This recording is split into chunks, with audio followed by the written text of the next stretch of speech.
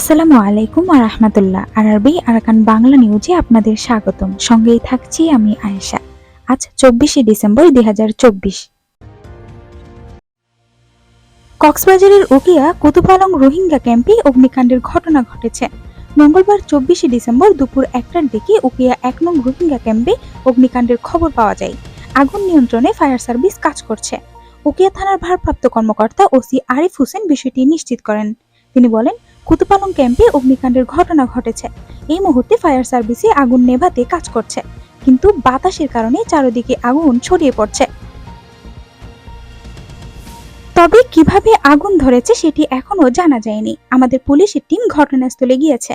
কুতুপালং রোহিঙ্গা ক্যাম্পে এনজিও কর্মী কামাল বলেন, আমরা অফিসে কাজ করছিলাম, হঠাৎ দেখি মানুষের চিৎকার, পরে দেখি আগুন। পলিথিনের ঘর, হাওয়ায় আগুন দ্রুত চারদিকে ছড়িয়ে পড়েছে। রোহিঙ্গারা আতঙ্কে এদিক ওদিক ছোটাছুটি করছে।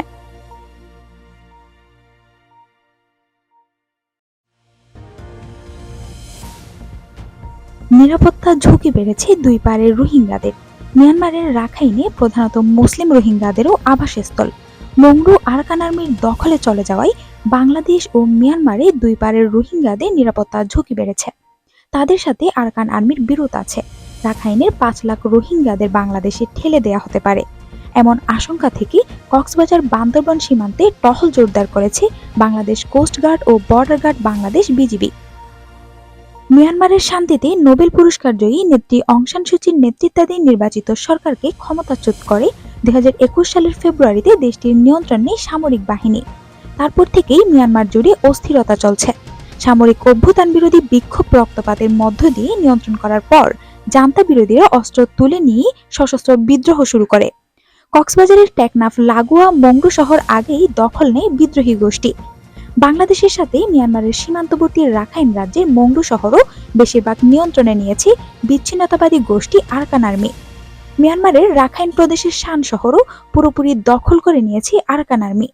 জানা গিয়েছে, এই শান শহরেই মিয়ানমার জান্তা সরকারের আঞ্চলিক সেনা সদর দফতর ছিল। এ নিয়ে দ্বিতীয় কোনো আঞ্চলিক সামরিক কমান্ডার নিয়ন্ত্রণ হারালো ক্ষমতাসীন জান্তা। এর আগে গত আগস্টে চীন সীমান্তবর্তী শান প্রদেশের রাজধানী লাসিওতে অবস্থিত উত্তর পূর্বাঞ্চলীয় সামরিক কমান্ডের নিয়ন্ত্রণ নিয়েছিল বিদ্রোহীরা। উল্লেখ্য, 2023 সালের নভেম্বর থেকে রাখাইনে জান্তা বাহিনীর ঘাঁটি নিশানা করে হামলা শুরু করেছিল আরাকান আর্মি। নাম প্রকাশে অনিচ্ছুক এক রোহিঙ্গা তরুণ বলেন, আমি আমার বন্ধুদের সাথে যুদ্ধ করতে মিয়ানমারে গিয়েছিলাম। জান্তা বাহিনী আমাদের অস্ত্র দিয়ে প্রশিক্ষণ দিয়েছিল। আরাকান আর্মির বিরুদ্ধে চলা জান্তা বাহিনীর যুদ্ধ থেকে কৌশলে রাতের আধারে অন্যদের সাথে আমি পালিয়ে এসেছি। তিনি বলেন, রাখাইন প্রদেশের 17টি শহরের মধ্যে 12টিরই দখল নিয়েছে আরাকান আর্মি। জান্তা সরকারের সাথে কাজ করা অনেকেই আবার গোপনে আরাকান আর্মির সাথে যোগাযোগ রক্ষা করে তথ্য ফাঁস করছেন। এদিকে মিয়ানমার ও বাংলাদেশের মধ্যকার 270 কিলোমিটার দীর্ঘ সীমান্ত আছে। এর আগে মংডু শহর দখলের সাথে সাথেই সেই 270 কিলোমিটার পুরোটাই দখলে চলে গিয়েছে আরাকান আর্মির। ফিরে আসা আরেক রোহিঙ্গা কলিমুল্লাহ জানান, বর্তমানে রাখাইন প্রদেশের সিত্তে শহরটি জান্তার দখলে রয়েছে। তবে প্রদেশের বেশিরভাগের উপরই জান্তার কোনো নিয়ন্ত্রণ নেই। এদিকে রাখাইন প্রদেশে এখনো প্রায় 5 লাখ রোহিঙ্গা আছে বলে তিনি দাবি করেন। ওখানকার রোহিঙ্গারা এই কারণে আপাতত জান্তাকে সমর্থন করছে।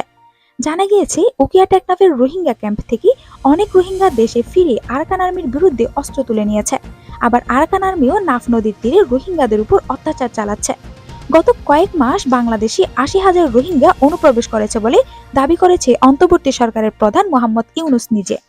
এই পরিস্থিতিতে টেকনাফ প্রশাসনের পক্ষ থেকে জানানো হয়েছে, সীমান্তে বাংলাদেশ উপকূলরক্ষী বাহিনী এবং বিজিবির নজরদারি বাড়ানো হয়েছে।